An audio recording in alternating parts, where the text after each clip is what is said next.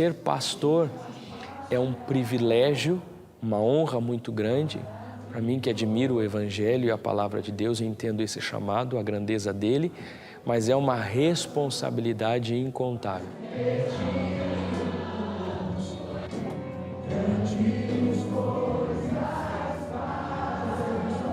Eu nunca me vi fazendo nenhuma outra coisa que não envolvido na igreja, na expectativa e no clamor constante de que a gente consiga não viver só 5 ou 10 anos bem na fé, mas chegar até o final do ministério bem.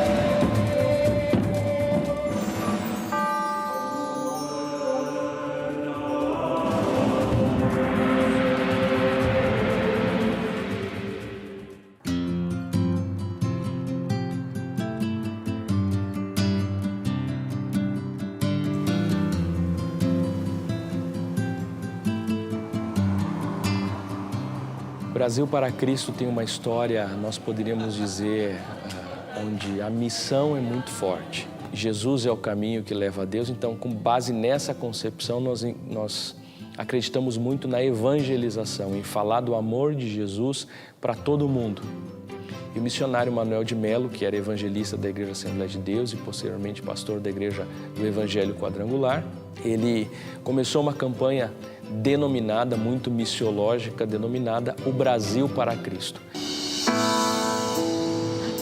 criação chorou, o sol se apagou, a morte o Salvador se Pastor missionário Manuel de Melo, ele veio do estado de Pernambuco, na década de 40, ele veio em 47 para São Paulo.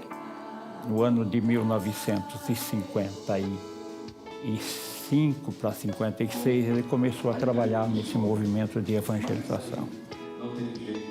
No ano de 1956, começou a Igreja Evangélica Pentecostal Brasil para Cristo e outros pastores ao redor do Brasil, entre eles Reverendo Lavo Nunes, meu avô, também se uniu a esse projeto, oriundo da Igreja Assembleia de Deus, aqui no Rio Grande do Sul, se uniu a essa campanha e aí foi se fortalecendo a denominação, nova denominação pentecostal, o Brasil para Cristo. Nesse momento que a obra que começou, mudou muitas estruturas, até estruturas religiosas, pois o trabalho praticado pela Igreja Brasil para Cristo foi totalmente contrário ao que vivíamos como evangélicos naquela época. Cultos no cinema, nos estádios, nos ginásios, isto era coisa que não se praticava naquela época. Manuel de Melo foi alguém que esteve além do seu tempo. Uma visão, um carisma todo especial e que, através da mensagem simples, mas objetiva e segundo nós afirmamos na direção do Espírito Santo, deixou um legado muito grande para as igrejas no país.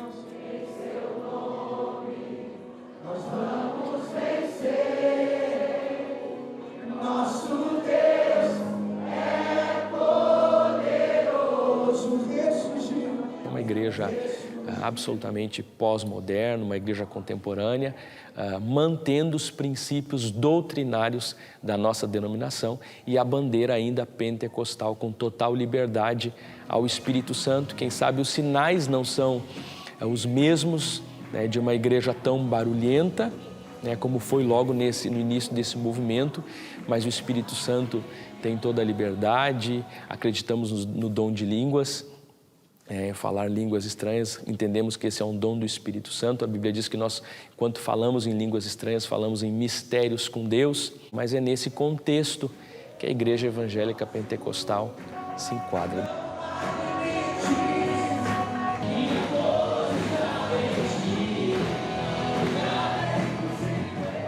A Igreja do Brasil para Cristo, eu acredito que ela pode ser conhecida como uma igreja alegre, uma igreja que dá bastante ênfase à música, me refiro aos cultos, né? Uma igreja que dá muita ênfase a uma pregação da palavra muito consistente na Bíblia, e é uma igreja que, na sua grande maioria, não foca mais os usos e costumes.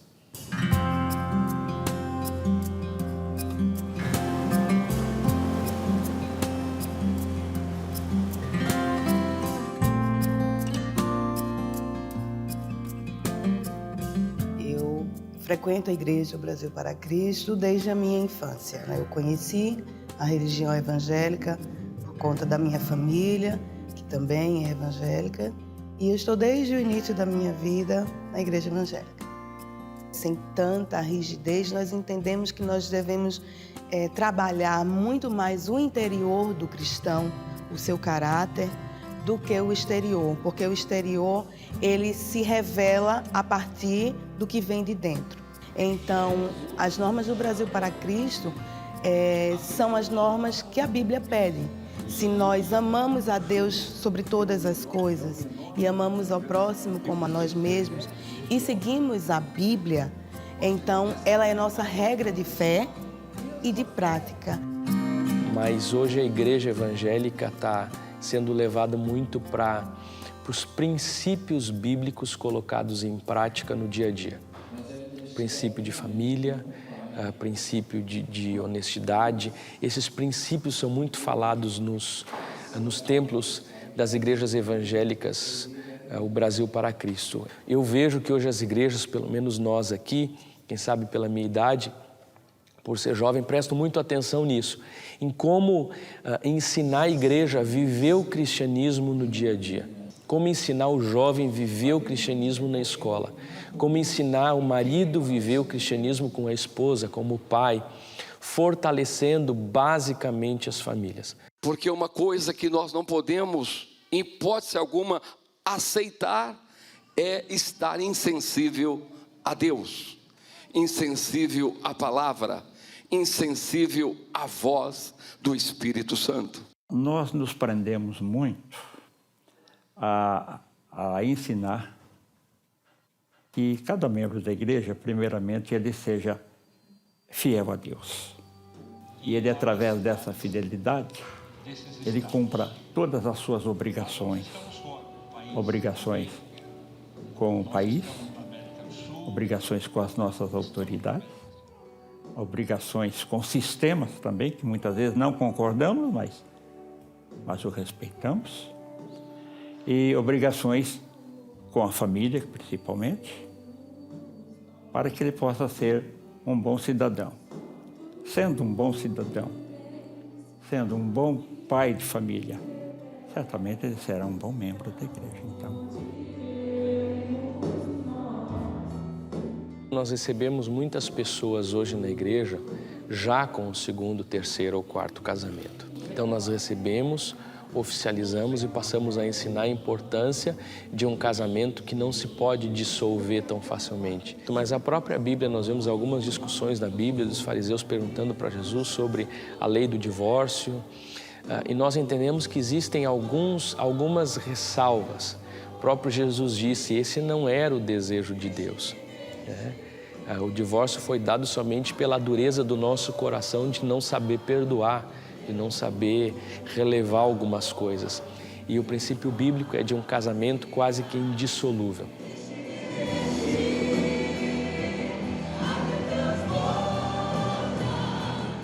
As igrejas têm conseguido, na maioria das vezes, no início dos problemas, ajudar os casais. No início dos problemas, já trabalhar, tentando unir novamente o casal, tentando resolver algum problema de infidelidade, tentando falar sobre o perdão e restaurar novamente para que somente em último caso o casamento seja destituído. Nós sempre vamos trabalhar para restaurar o casamento. Os sacramentos são ordenanças sagradas, ordenanças que precisam ser praticadas porque Jesus ordenou, não deu uma opção, não é opcional, é uma ordenança. Então, a Igreja Evangélica Pentecostal Brasil para Cristo tem 2 sacramentos, que são as nossas práticas rituais, que é o batismo nas águas depois de adulto, que é feito depois que a pessoa tem condições de entender a fé cristã e tomar a decisão voluntária de crer em Jesus e professar isso publicamente através do batismo. Mandamento de Jesus: todo aquele que crer e for batizado. Para que todo aquele que nele crer não pereça, mas tenha vida eterna. E o outro é a Santa Ceia.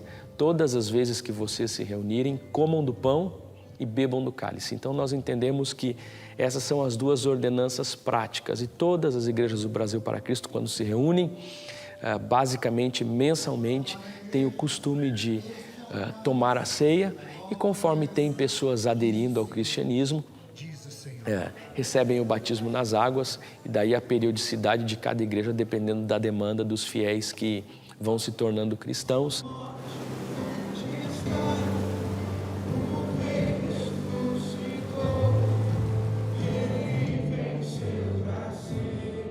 Foi um amigo meu, do trabalho, que começou a falar para mim da igreja, a me ensinar a ler a Bíblia. E a gente foi conversando e chegou um certo dia que ele me convidou para a igreja, que foi a igreja do bairro dele, um bairro aqui próximo, vizinho. E aí eu visitei a igreja, cheguei lá, o que o pastor estava pregando, bateu de encontro à minha vida, o que eu estava passando no momento. E ali eu me senti tocado por Deus, onde eu tomei a decisão de aceitar aquela mudança, de vida. Nós queremos pessoas que, de fato, honrem o nome de Jesus e depois saiam daqui e vivam a fé cristã, que não é fácil de viver nesse mundo. Então, por isso, nós fazemos questão de preparar muito bem as pessoas para que, quando a pessoa se batize, ela não venha logo abandonar Jesus, abandonar a igreja, abandonar a fé. E nós passamos aqui por um retiro de um final de semana, onde nós fazemos um resumo da fé, palestras muito intensas, falando de muitas coisas práticas da nossa fé, um retiro de um final de semana. Depois nós temos um curso que é feito na igreja com um pastor, que são 6 lições sobre o que é o batismo, o que a pessoa precisa saber sobre o batismo nas águas, sobre o que ela precisa crer para receber o batismo nas águas e com o Espírito Santo. E fazemos também um trabalho de discipulado pessoal. Uma pessoa que se converte, que quer conhecer mais Jesus, ela logo recebe aquilo que nós chamamos de um discipulador, de uma pessoa que é um crente de mais tempo, seria um pai na fé, que vai chegar perto dessa pessoa e pessoalmente vai se prontificar. E fazem aquilo que nós chamamos de Crescendo na Fé, que é um terceiro curso preparatório para o batismo. Quando veio o dia da minha conversão, me veio aquele pensamento de desistência, na verdade. No mesmo dia me veio pensar aquilo que eu deixaria de fazer. Mas aí foi passando os dias, eu fui buscando a Deus, vindo à igreja, lendo a palavra de Deus, que é a Bíblia. E aquilo foi me ensinando o que eu deixaria de fazer. Na verdade, não por obrigação, e sim por uma mudança interna. Sempre pessoas me falavam que era bom, que era um momento marcante na nossa vida, só que a gente só realmente percebe o quanto é importante esse ato que a gente passa ali na nossa vida, quando a gente realmente está sendo ali batizado, ali descendo as águas e passando por aquele momento. É um momento onde a gente chora, é um momento onde a gente lembra de coisas, de situações que a gente passou na vida, lembra de atos que a gente praticava. E ali é um momento onde a gente realmente vai estar mostrando para a gente mesmo quem a gente era. E é um momento de decisão, onde a gente vai ter a certeza, ter a certeza de que vai mudar porque Deus ele vai estar ajudando.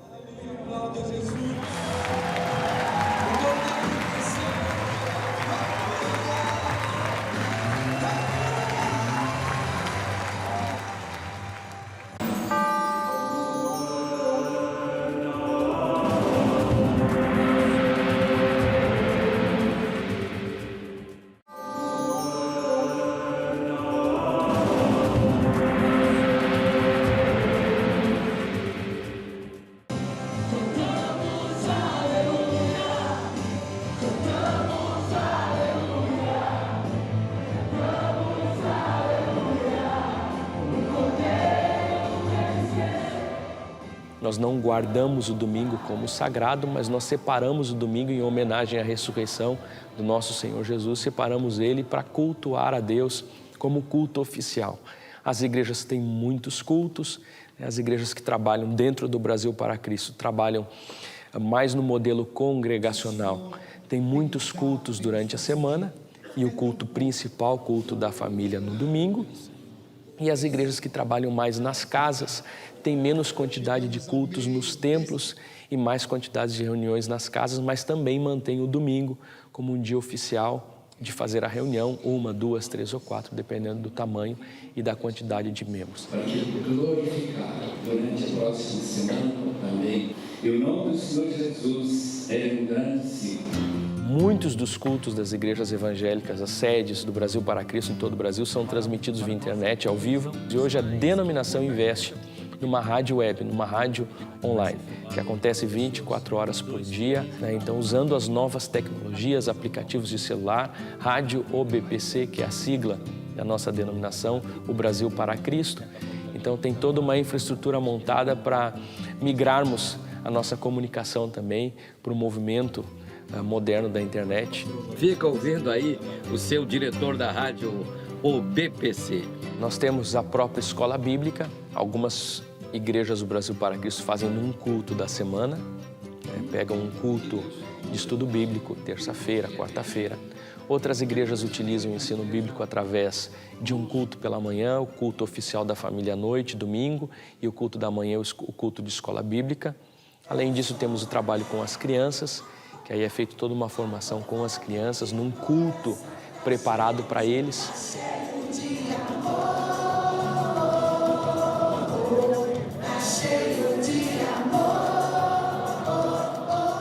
Os cristãos da Igreja Brasil para Cristo se reúnem, nós temos cultos, reuniões, onde nós ouvimos e estudamos a palavra, não apenas ouvimos, mas estudamos, passamos a conhecer mais da vida de Jesus e de todas as pessoas que estão, têm suas histórias relatadas na Bíblia, porque nós acreditamos que essas histórias, elas são verdadeiras e que elas trazem ensinamentos para a nossa vida prática. O Brasil para Cristo é uma igreja que tem a sua doutrina. Somos uma igreja que procura dar toda a assistência espiritual, de ensino, por isso nós temos muitas escolas bíblicas, que são seminários de preparação também de obreiros e de ensino, para que esses obreiros ensinem as suas igrejas. Também nós fazemos, as igrejas que trabalham com os pequenos grupos, não tem tanto um culto de ensino bíblico, mas fazem esse ensino bíblico nas casas. Nós entendemos que o testemunhar do amor de Jesus, para falar do amor de Jesus, não precisa ter uma faculdade de teologia como a maioria dos pastores tem. Mas nós vimos que esse desejo de falar do amor de Jesus está no coração de todo cristão. E a igreja começou a se adequar a esse modelo que é muito conhecido hoje no Brasil, o modelo dos pequenos grupos, o modelo das células. Porque isso é exemplo de Cristo, não é? que andava pelas localidades, pelas cidades, levando o seu exemplo, impactando a vida das pessoas onde elas estão. Ele tinha muitos seguidores, sim, mas ele não ficava num local onde ele era visitado. A igreja, da mesma maneira. Não é? As pessoas precisam de apoio, de suporte. Nós estamos chegando até lá. Uma passada para saber como é que a senhora está, como é que está a evolução da sua saúde. Aí, pelo jeito, a senhora está muito bem. Muita gente pensava que eu não ia resistir. Levar essa visita de conforto, levar um pouco da palavra de Deus, abraçar, ouvir essa pessoa é muito importante. Ela se sente valorizada pela comunidade. Mas me acrescenta enquanto pessoa porque eu vejo que eu posso aliviar o sofrimento de alguém. O que eu mais gosto aqui em nossa igreja é aquele momento onde os irmãos estão ali juntos, né? Estão juntos, um ajudando ao outro quando um está caindo, um está passando por alguma dificuldade na família, alguma dificuldade, até mesmo a vida profissional, e sempre chega algum irmão para nos ajudar, para dar um conselho, alguém que já passou por uma experiência semelhante, que ela chega e mostra para a gente que ela conseguiu, a gente também pode conseguir.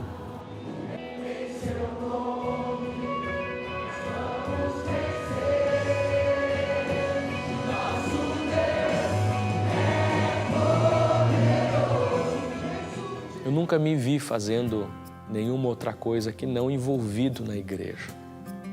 Não como pastor necessariamente, porque eu acredito que pastor a gente não escolhe ser, a gente é chamado pelo Senhor, pela igreja, formalmente pela igreja. Então, eu nunca tive um desejo de ser pastor, e sim um desejo de continuar vivendo aquilo que foi sempre uma alegria muito grande para mim. Numa reunião, num domingo, onde um pastor está ministrando, o pastor Vanderlei, ele fala sobre uma mensagem muito forte de deixar tudo e servir ao Senhor. E aquele dia eu senti que Deus estava me chamando para algo mais. E nós conhecemos um ministério, uma organização chamada Operação Mobilização, uma organização alemã que tem como seu fundador George Verwerck. Aí Deus colocou no coração dele alcançar o mundo através de literatura, e para isso ele criou alguns navios que têm tripulantes a bordo que viajam ao redor do mundo distribuindo literatura cristã. E eu fui para esse navio com 17 anos. Então, nesses 2 anos, o meu chamado se confirmou. E eu voltei depois de 2 anos, aos 19 anos, para Porto Alegre, onde eu ingressei na faculdade de teologia. É pré-requisito na nossa denominação ter um curso teológico. E daí, logo depois, fui consagrado pastor e ajudava o pastor Ivan, meu pai, pastoreando o grupo de jovens da igreja. E o pai havia assumido uma incumbência pela 2ª vez no Conselho Nacional. Deus havia mostrado para ele que ele deveria então deixar o pastoreio da igreja. E num culto, numa reunião de domingo, já estava encerrando a reunião, nós não sabíamos isso, né? Não esperávamos, não almejávamos, porque sabemos do tamanho da responsabilidade. E a Antonella já estava com a nossa primeira filha, de pé lá atrás, estava ali atrás, eu estava ali na frente sentado, estava terminando o culto, e ele notifica a igreja, depois de tantos anos de pastoreio. Hoje eu estou deixando o pastoreio dessa igreja e estou passando a responsabilidade de pastorear essa igreja para o pastor Olavo Nunes Neto. E eu fiquei em estado de choque, fiquei tentando entender, a Antonella também demorou um pouco para entender, até que ele nos chamou para ir lá na frente. A igreja toda começou a aplaudir, alguns irmãos chorarem, todos nos abraçaram. Então, com esse respaldo, com a proximidade do pastor Ivan nos aconselhando no momento de dificuldade, estando próximo para nos ajudar, e com o apoio da igreja, nós dormimos aquele dia muito agitados, mas em paz, né? Preocupados, sem saber por onde começar, mas em paz de que Deus estava no controle. Eu entendo que ser pastor é uma das grandes responsabilidades de um homem. Eu sempre ensino que ser pastor não é ser um profissional. Eu não sou profissional de púlpito, nunca fui. Eu sou um pastor que fui chamado para cuidar das ovelhas do rei e trabalhar preparando esse povo para aquilo que nós acreditamos. Quando Jesus voltar para buscar a igreja, que essas vidas façam parte desse rebanho. Então, ser pastor é um privilégio, uma honra muito grande. Para mim, que admiro o Evangelho e a Palavra de Deus, eu entendo esse chamado, a grandeza dele, mas é uma responsabilidade incontável, que faz com que todo o tempo a gente viva humilde, sabendo que a gente não tem condições de fazer isso, que é uma coisa muito nobre, muito grande, para ser feita por um homem. Então, em constante dependência de Deus, na expectativa e no clamor constante de que a gente consiga não viver só 5 ou 10 anos bem na fé, mas chegar até o final do ministério bem. Esse é o meu grande desafio.